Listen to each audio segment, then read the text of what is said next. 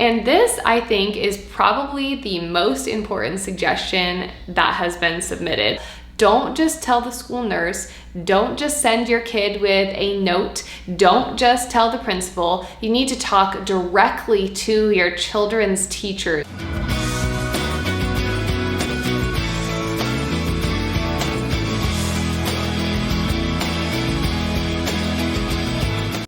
Hey guys, so today we're going to be talking about mom-to-mom tips for sending a kid to school with allergies. So on my Instagram account, I asked pro-allergy moms to send me their favorite tips that they would give to new allergy moms on how to navigate allergies at school. So I'm going to go through each tip and let you know what I think of them. Okay, so tip number one is probably for this younger crowd of allergy kiddos, and that is the Daniel Tiger's food allergy episode. I highly recommend this too. I've watched this with my daughter, and I think it's a great way to help young kids understand a food allergy and the importance of advocating for themselves. The Daniel Tiger franchise also has a book about food allergies, so if your kid is super into Daniel Tiger, exposing them to how to navigate a food allergy for a really young kiddo through their favorite cartoon character can be a great option. Okay, so I love this tip. This mama says, give teachers a stash of safe snacks to keep for impromptu treat times at school. This is a great tip because teachers can give parents notice as much as possible, but sometimes there are impromptu treat sessions in a class. So it's important for teachers to have access to a safe stash of snacks that is acceptable for your kid to have and is safe for your kiddo to have. So I do this with my son. I have a stash of safe snacks that his teacher keeps in the classroom. Should she ever need them, she knows that that is always a safe snack for my son and that it can be brought out if there's ever an impromptu treat time at school. Okay, so along the treat lines, I've seen a bunch of these suggestions come through, and that is have the school freeze safe cupcakes for last-minute birthday celebrations. So it's great to have cupcakes on hand for celebrations, last minute, or just birthday celebrations that you know are coming. Cupcakes are a typical birthday treat, so having those on hand means that your kid is going to have a treat that resembles most what the other kids in school are going to have. I have seen recommendations for freezing the cake part of the cupcake and then keeping a jar of shelf-stable frosting so that it seems more fresh. I've heard that frozen frosting isn't as great. I've never tried it myself, but freezing the cake part of the cupcake and having a shelf-stable jar of frosting, or just freezing the whole cupcake with the frosting attached, is a great way to make sure that your kiddo has these treats available. You have to touch base with your school and the kitchen staff to make sure that they have the freezer space and that they have a safe spot for your kiddos' frozen cupcakes to make sure that there's not any cross-contamination. But most schools will be able to accommodate this, whether it be with the nurse's office, the teacher's lounge, or in the cafeteria in some place. So I had a really awesome response to my question box here, and this mom says, my kids don't have food allergies, but we should normalize asking about allergies as hosts. Yes, I 100% agree with this. Even if my kids grow out of their food allergies, I hope that when they go for sleepovers or birthday parties, the parent in charge at that place always asks my kids, do they have any food allergies? Or asks me, especially, do they have any food allergies?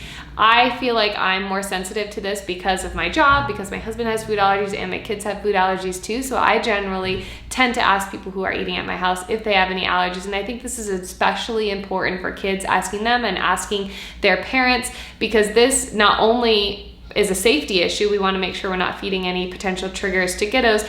This normalizes food allergies and helps our kids to see that allergies are normal, and it's important to help accommodate our friends when we can. Okay, so I love this suggestion, and this is so important and something I talk about with my pediatric food allergy clients when I see them as a registered dietitian. So educate them so they know to ask before trying food. My 2-year-old always asks about dairy and soy.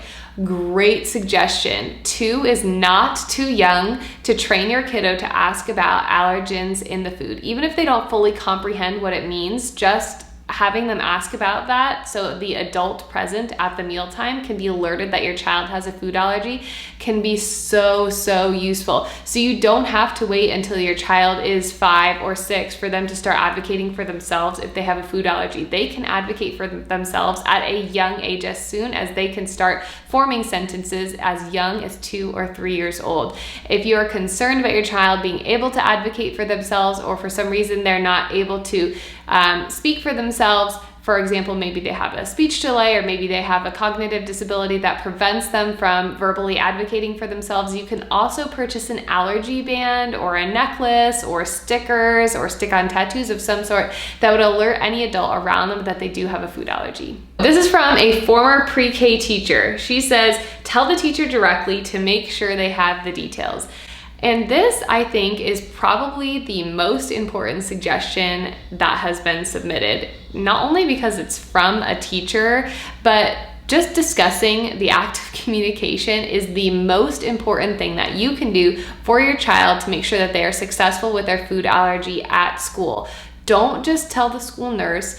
Don't just send your kid with a note. Don't just tell the principal. You need to talk directly to your children's teachers, because they are the ones who are responsible for caring for your child during the day. They're going to be responsible for checking your child's food or snacks or labels. If they're eating something that's not from home, if you're comfortable with them eating something that's not from home, they're going to be the first line of defense if your child has an allergic reaction in the classroom, and they are the person that you want to feel the absolute most comfortable managing your child's food allergy while they're at school and knowing exactly what to do if there is a reaction. So the best thing that you can do for your child who has a food allergy at the school is make sure that the teachers feel 100% comfortable. I talked about this a little bit in my sending your kid to daycare with food allergies video, but I think it's really important to meet with them in person, educate them about the allergy, where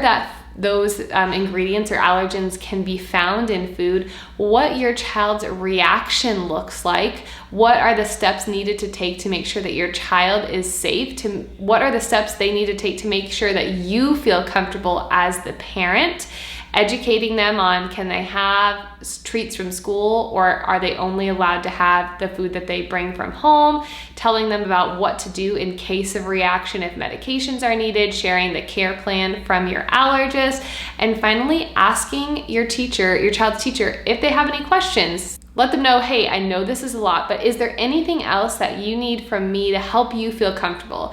Just that simple sentence telling them that you care about them feeling comfortable and caring for your child with a food allergy is really important, because they may never have cared for someone with a food allergy before. Maybe they don't even have kids themselves, and now being tasked with caring for a tiny human with the food allergy can be really scary to a teacher. So you want to make sure that you give them the chance to voice any concerns and questions that they have so you can help make them feel comfortable. Okay, so this mom says, educate yourself and others. It might mean repeating yourself 1,000 times, but you are your child's advocate.